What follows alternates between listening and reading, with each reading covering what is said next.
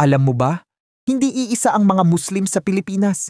Sila ay binubuo ng iba't ibang tribo na may mayamang kultura at kasaysayan.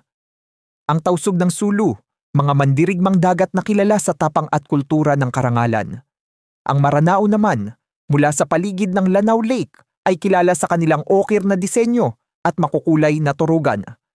Samantalang ang Maguindanao ay bantog sa musika ng kulintang at pamumuno ng kanilang sultanato.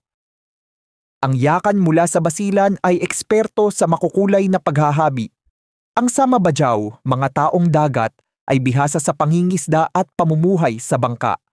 At ang Iranon, dating kilala sa pagiging mandirigma, ay malapit sa kasaysayan ng Maguindanao. Bawat tribo ay may sariling wika, sayaw, kasuotan at tradisyon. Ngunit iisa ang kanilang pananampalataya, ang Islam. Ang mga Muslim sa Pilipinas ay hindi lang iisang grupo. Sila ay mosaiko ng kultura, karangalan at kasaysayan.